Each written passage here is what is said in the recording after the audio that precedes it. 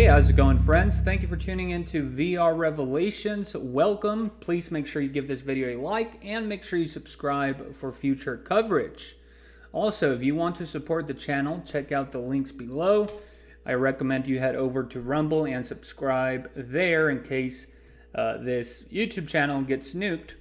But anyways, it is April 11, the year of our Lord, 2023. It looks like President of France, Emmanuel Macron, has sparked some outrage in the West and in Europe after his trip to China, where he tried to convince or pleaded with Xi Jinping and tried to persuade him to ask Vladimir Putin to come to his senses and to try to become a mediator in the war, right? Essentially to try and bring a stop to the war, which again, I have to commend him on that. At least he's trying, right? We saw giant head Boris Johnson from England last year travel to Ukraine to do the opposite, to stop peace negotiations and continue the bloodshed, all because of these major parties that have huge interest in the war, that are making millions of dollars and profiting because of it and advancing their own agendas at the cost of Ukrainian blood. So it's absolutely despicable that Boris Johnson did that. And again, even if people are laughing at this, even if the Chinese and the Russians are laughing at Macron, and even if the West and all its allies are mad at him for attempting this, I have to commend him on that. And it definitely looks like, Macron is trying to take a more independent stance, right, from the mainstream agenda that the United States and NATO is putting forth. And so we're going to be reading this article here from NBC News, talking about this statement that caused a lot of anger in the U.S. and in Europe. Essentially, Macron was saying, hey, look, we have this potential war that's going to break out over Taiwan between China and the U.S., and we probably shouldn't follow in the footsteps of the U.S. concerning Taiwan. We should just let the U.S. be in that situation. We don't have to necessarily follow everything the U.S. is doing. We can act independently, and we should probably stay away from that. And of course, all the European politicians, and especially the Americans, lost their heads over this. They're pretty much calling Macron a scary cat, a coward, as cowering before the Chinese, before Xi Jinping. But I would say it's pretty wise, for Macron to think that way, because everything that the U.S. is doing right now is counterproductive. It's just bad decision after bad decision. They instigated Russia by trying to make Ukraine a vassal state, and so they forced Putin's hand in Ukraine. They haven't been supporting Ukraine like they should, so a lot of blood is being spilled, and according to most forecasts, it's pretty much impossible for Ukraine to win, so they're going to lose, so the U.S. is going to be embarrassed there. It's pretty much impossible for the U.S. to actually expect any sort of victory in Taiwan, and so they're going to be embarrassed there. And so the United States is collapsing due to the current leaders in power right now because of their decisions. And so Macron is trying to distance himself from that. But, I don't think he's going to be able to. Unfortunately for him, France has entrenched itself in the US's and NATO's camp too deep. And so at this point, they sort of just have to stick through it. They have to stick with their side. And I think most of the people there live liberally, so they share the same values, liberal values, as all these Western nations. And so I think even if Macron tried to exert his will on the people there and change the course of foreign policy for France, he would probably be ousted from power. So again, at least I commend him for even showing this much of a resolve. But anyways, let's go ahead and take a look at this article here, and we'll take a look at this video here also.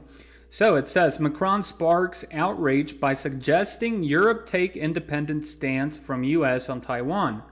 Quote, the worst thing would be to think that we Europeans must become followers on this topic and adapt to the American rhythm or a Chinese overreaction, the French president said. And let's go ahead and take a quick look at this video here from early today. Is urging his Chinese counterpart to use his clout for good in Ukraine by facilitating peace negotiations with Vladimir Putin. Macron is currently in Beijing holding talks with President Xi Jinping. China has put forth a 12-step peace plan for Ukraine, but that has largely been rejected by the West and by Kyiv. Let's go now to Rome and Claudio Lavanga. Claudio, good morning to you. What's Macron hoping to ultimately achieve here? Good morning, Corey. Well, Macron is officially there in Beijing to try to bolster trade ties between China and France, but at the same time he's trying to convince Xi Jinping to act as a peace broker in the war in Ukraine. During their first joint press conference on Thursday, President Macron asked Xi Jinping to bring Russia back to reason and bring everyone back to the negotiating table, but Xi Jinping kind of maintained his neutral take on the war in Ukraine. China has assumed since the start of the invasion by saying more generic things like China and France have the ability and responsibility to safeguard world peace, and has called for the whole of the international community to show restraint. But at least he said that China is ready to join France to issue a joint call for the negotiations to resume as soon as possible. Now, today, the two leaders are expected to visit the city of Guangzhou, and then later on they are expected to hold one last private dinner together, one last chance for President Macron to ask Xi Jinping to bring. Okay, well, I got an idea. Why doesn't Macron actually just fly over to the United States, over to England, and try to convince those people in power over there to mediate a negotiation deal between Ukraine and Russia? Why is he going over to China, right? China is a lot more neutral in this whole conflict than the US and Britain is. So why isn't Macron flying over to the United States and pleading with the politicians there? Why isn't he flying over to England, right? Where Boris Johnson literally flew to Ukraine last year to stop negotiation deals. Why doesn't he fly to the U.S., who continues to add gasoline to the fire, right? Who continues to agitate the situation in Ukraine, right? Who continues to send more weapons to Ukraine, who continues on in making threats against Russia, right on its border. Why doesn't he fly over to the United States? Because he knows that the U.S. is in control and that they don't care what Macron has to say or what France has to say. So his only option is to fly over to China, who just brokered a peace deal over there with Saudi Arabia. And so, again, there's a lot of hypocrisy in this. But again, you have to give him credit for at least flying over to China. You don't see these U.S. politicians flying over there. On the contrary, they're flying over to Taiwan, trying to start a war with China. So, yeah, pretty crazy stuff. So it says French President Emmanuel Macron has caused a stir by saying Europe has no interest and accelerating the conflict in Taiwan, and should become a third pole independent of both Washington and Beijing. Political actors on both sides of the Atlantic criticized the president's position as being too accommodating of China, just as it carries out military drills around Taiwan, which I just covered in my last video. Go check that out. In an interview with French newspaper Les Echos and Politico, during his 3-day visit to China last week, Macron said the worst thing would be to think that we Europeans must become followers on this topic and adapt to the American rhythm or a Chinese overreaction. China views democratically governed Taiwan as its own territory and has never renounced the use of force to bring the island under its control. Taiwan's government strongly objects to China's claims. Again, remember, guys, Taiwan is not considered an official country or nation by the United Nations. So, notice how all these Western articles like to throw in this phrase here, democratically governed Taiwan, right? Sort of to try to align with U.S. interests.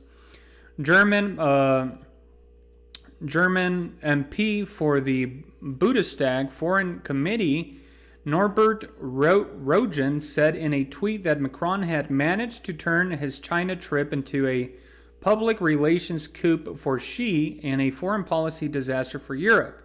He added that the French president was increasingly isolating himself in Europe. In a video posted on Twitter, Senator Marco Rubio, Republican from Florida, drew parallels with the war in Ukraine, on which Macron hopes to enlist the help of China. If Europe doesn't, quote, pick sides between the U.S. and China over Taiwan, then maybe we shouldn't be picking sides either on Ukraine, the Republican senator said. Yes, I would agree with Marco Rubio there, right? So we know that the Republicans give this appearance of being more apprehensive in the U.S.'s support for Ukraine. But, you know, they're pretty much in it all together. We see Lindsey Graham out there spewing a whole bunch of garbage out of his mouth, calling essentially for the destruction of Russia. And when the guy is literally a flip-flopper, right? He supported Trump and then betrayed Trump and then supported him again. The guy's a coward. I mean, the only reason they sit there in their offices and they spew out all this propaganda is because they're never actually going to see one day on the battlefield. So they don't care that it's other people dying, so long as they can, fill their pockets. But yeah, I definitely agree with Marco Rubio here. So essentially, he's saying, "Hey, look, Macron, if you're not willing to pick a side here or get involved in the situation here in Taiwan, then shouldn't you be doing the same in Ukraine?" And yes, he's absolutely right. Europe and NATO and all these nations should have never gotten involved in the situation in Ukraine, and it's now it's backfiring essentially for them. It has become a disaster. It's causing all the Western economies to collapse, and it's only bringing more division to all those countries, while the Eastern countries continue to become more organized and stronger. So the situation is at a critical point, and he's absolutely right in calling out the hypocrisy here. Except the difference is that Macron is seeing that how terrible the situation has turned in Ukraine for the West. So now he's looking at Taiwan saying, hey, look, we can't afford to get involved in this. This is going to be the end of us, right? Economically. I mean, China is I would say, the number one world economy in the world. So to get in a conflict against them would be absolutely catastrophic for all of the Western countries. And so, it looks like Macron is at least thinking about that, but in reality, he's not going to be able to do anything. He's just going to be pressured by the U.S. and by the population who hate China and Russia because they don't share the same values. But yeah, there you have it, guys. At the end of the day, once a conflict does break out in Taiwan and the U.S. gets involved in trying to support Taiwan, eventually the U.S. is going to drag all these other nations, England and France, and if they don't oblige, if they don't obey, the U.S. is going to threaten them with economic sanctions and isolation. So, eventually they're all going to turn on each other until the situation just becomes so bad that they're not going to know what to do, and then eventually I think they will have to come up with something, and that's where I think we will see the new world order,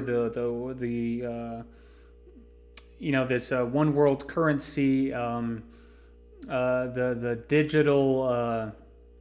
digital money, right, where the governments can keep track of everyone's money. And so I think that will be formed by the Western nations. But before we get to that point, we have to have a global economic collapse. And so I think that what's going to precipitate this is the conflict that's going to take place in Taiwan and all the chaos that we're already seeing in these Western nations. So that's going to be it for this video, guys. Remember, the truth is stranger than fiction. Thank you for tuning in. Have a wonderful day, and God bless.